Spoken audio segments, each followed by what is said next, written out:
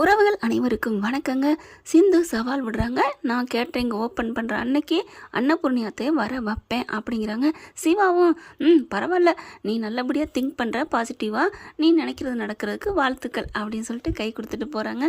கண்ணக்குள்ளே அழகு அப்படி தான் இருக்குது சிரிக்கையில் நம்ம தலைவர் சிவா காருக்குள்ளே ஏறி உட்காந்துட்டு பாய் அப்படின்னு சொல்லிட்டு நம்ம சிந்துவும் விடை பெறுறாங்க.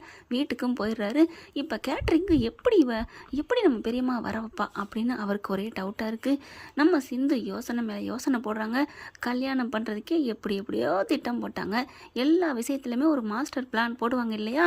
அதே மாதிரி நம்ம சிந்துவும் இப்போ எப்படி வர வைக்கிறதுன்னு மாஸ்டர் பிளானை போடுறாங்க.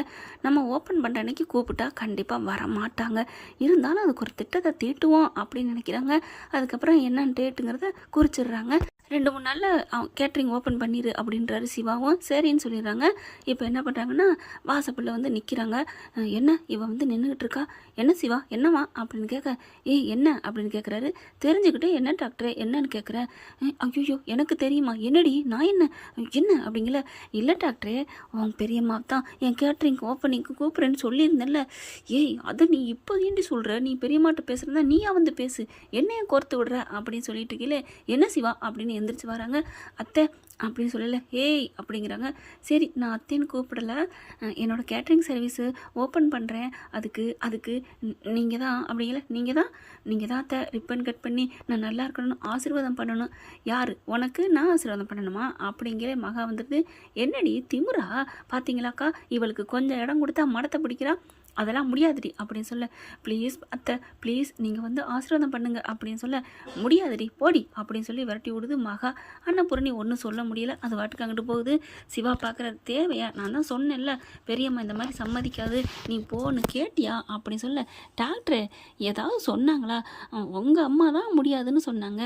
ஆனால் பெரியத்தை ஒன்றும் சொல்லலைன்னா ஆமாம் டாக்டர் கண்டிப்பாக வந்துடுவாங்க, நீங்கள் வேணால் பாருங்களேன். பகல் கனவு காங்காத போ அப்படின்னு சொல்கிறாங்க. பார்க்குறேன் டாக்டரே பார்க்குறேன், பகல் கனவா இல்லை நிஜ கனவான்னு நிரூபிப்போம்ல. நாங்கள் யார்? சிந்துவா கொக்கா யாருட்டா அப்படின்னு சொல்லிட்டு போகிறாங்க. ஐயோ இவ ஏதாவது பிளானை போடுவா, இவ பண்ணுவா அப்படின்னு நினைக்கிறாரு.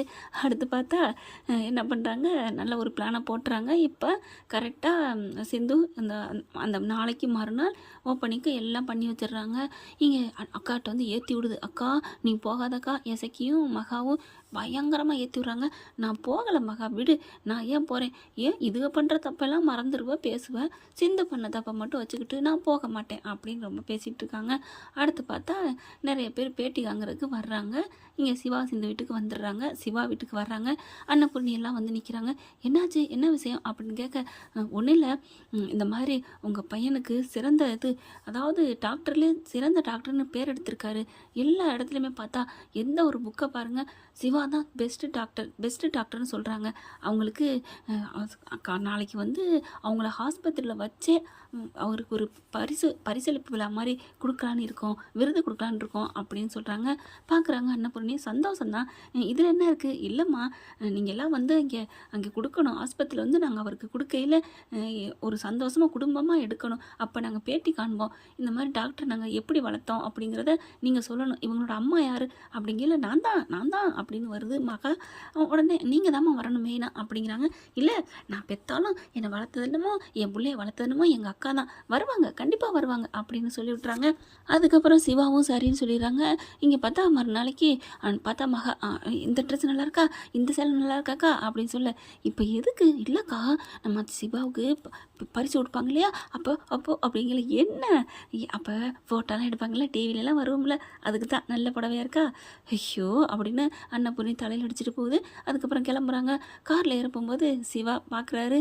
என்ன கரெக்டாக இன்றைக்கி சிந்துவோட ஓப்பனிங் டே ஆச்சே, இன்றைக்குங்க அம்மா வருது பெரியம்மா வருது, ஒன்றும் புரியலையே அப்படின்ட்டு கீழே பார்க்குறாங்க. சிந்து அப்படின்னு சொல்ல. அடி கள்ளி உன் வேலை தானா அப்படிங்கல. நானும் ஒன்றும் பண்ணலப்பா அப்படிங்கிறாங்க. கிளம்பி போகிறாங்க. டக்குன்னு பார்த்தா சிந்துவும் பறந்து அடிச்சுட்டு கார் எடுத்துகிட்டு கிளம்புதுங்க. கார் பிடிச்சிக்கிட்டு அங்கே போய் இறங்குறாங்க. பார்த்தா இங்கிட்டு கேட்ரிங் ஓப்பனிங்கு நல்லா ரிப்பன்லாம் கட்டி அதுன்னு இருக்குது. என்னக்கா இவன் இன்றைக்கி தான் ஓப்பன் பண்ணுறாளா? சொல்லவே இல்லை. 2 நாளைக்கு முன்னாடி சொன்னான், ஆனால் என்ன கிளம்புன்னு எனக்கு தெரியாது, இதுதான் போல இருக்குது, இன்றைக்கி தான் பண்ணுறா போல இருக்குது, தெரியலையே அப்படின்னு சொல்லி இறங்கையில் அங்கே பார்த்தா பத்திரிக்கைக்காரங்க எல்லாம் வராங்க. சார் வாங்க சார் வாங்க வாங்க வணக்கம் அப்படின்னு வாசலில் நின்று சிந்து எல்லாத்தையும் வரவேற்குது. இவங்க அதுக்கு முன்னாடியே போயிடுறாங்க. அந்த வராண்டாவில் நின்றுட்டுருக்காங்க. அந்த பத்திரிக்கை ரிப்போர்ட்டர் எல்லாரையும் கூப்பிட்டு அந்த தலைவர் வராங்க இல்லையா, விருது கொடுக்குறவங்க, அவங்களையும் கூட்டிகிட்டு வராங்க. சார், ஒரு சின்ன ஏழையின் வேண்டுகோள் அப்படின்னு சிந்து சொல்லுங்கம்மா அப்படிங்கிறாங்க. நான் கேட்ரிங் சர்வீஸ் புதுசாக ஆரம்பிக்கிறேன். ஒரு ஏழை, நான் வாழ்க்கையில் முன்னுக்கு வரணும். சரி, அதை நீங்கள் உங்கள்கிட்ட சொல்லி வீடியோ எடுக்க சொல்கிறோம், இதில் என்ன இருக்குது அப்படிங்கிறாங்க. இல்லை, அன்னபூர்ணியா இருக்காங்க இல்லையா, அந்த அம்மா ரொம்ப நல்லவங்க.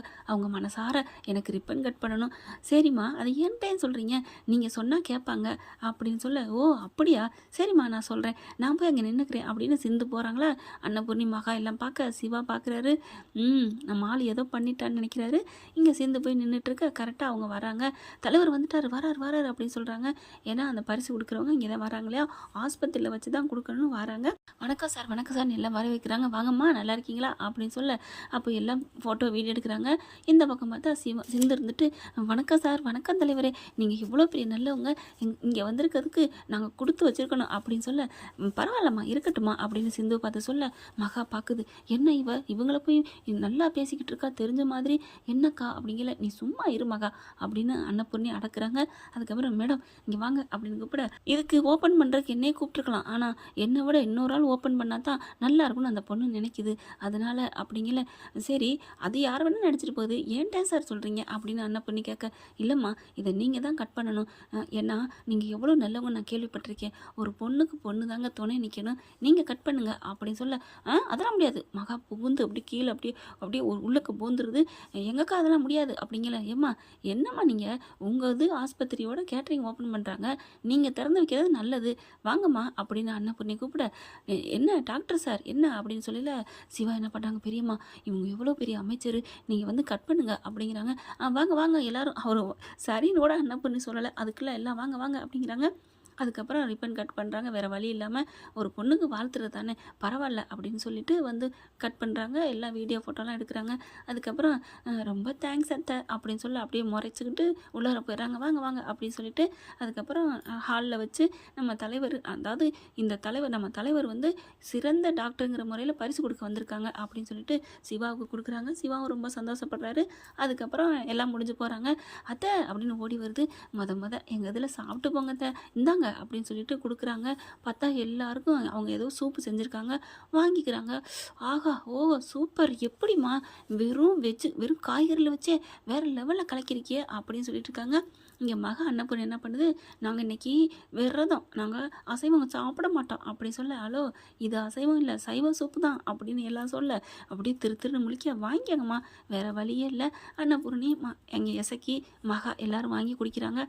நல்லா தான் சமைக்கிறான், இவ கை ருசிக்கே அப்படியே சாப்பிடலாம் போல இருக்கே அப்படின்னு மகாவும் இசக்கி நினைக்க. ஏண்டா மதியானத்துக்கு என்னடா சமைப்பா, அக்கா என்னக்கா சொல்கிற, சே நான் சாரிடா தெரியாமல் கெட்டுவிட்டேன், இந்த ருசி என்னை இழுத்துருச்சுடா அப்படின்னு பேசுகிறத சிவா கவனிக்கிறாரு. அதுக்கப்புறம் அன்னபூர்ணி பார்க்குது.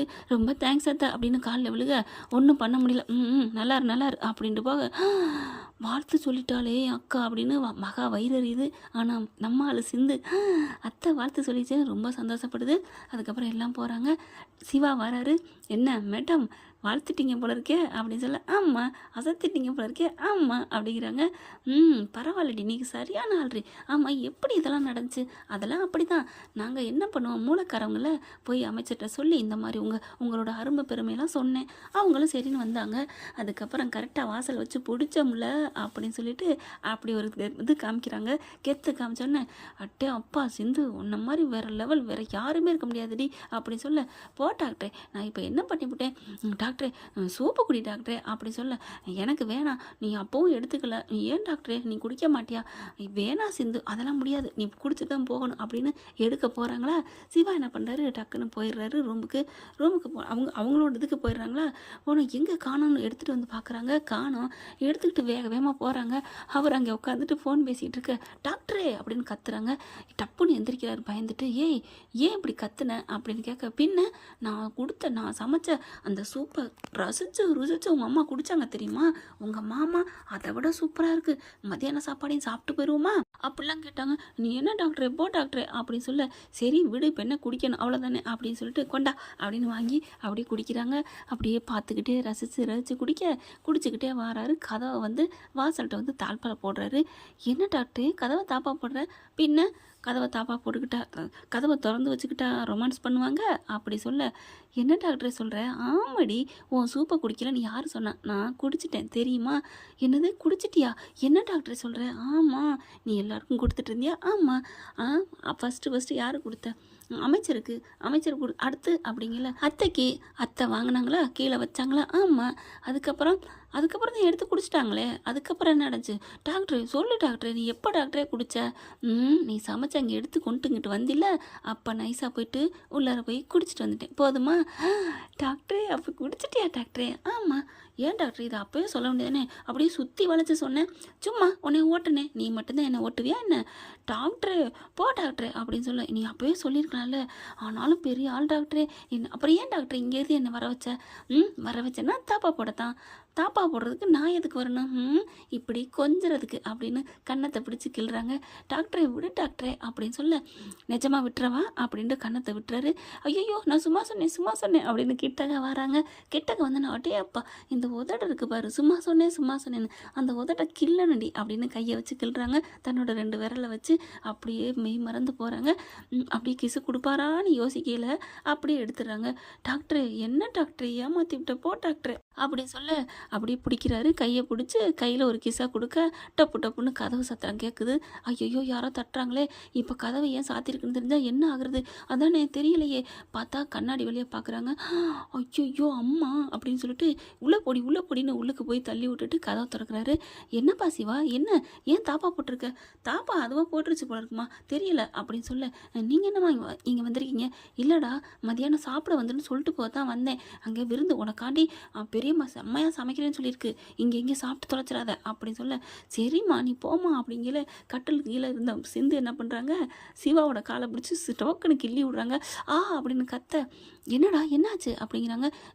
இல்லைம்மா இல்லை, அவரால் பாவம் வலியை தாங்க முடியல, ஒன்றும் இல்லைம்மா சும்மா சொல்லி பார்த்தேன், ஒரு வாயு பிடிச்சிக்கிச்சு, மாத்திரை போடுறா, டாக்டர் வந்துட்டு வாயு பிடிச்சிச்சுன்னு சொல்லலாமா என்ன அப்படின்னு அது பாட்டுக்கு போக, அப்பாடா அப்படின்ட்டு கதவை சாத்திட்டு அப்படியே பிடிச்சி இழுக்கிறாரு.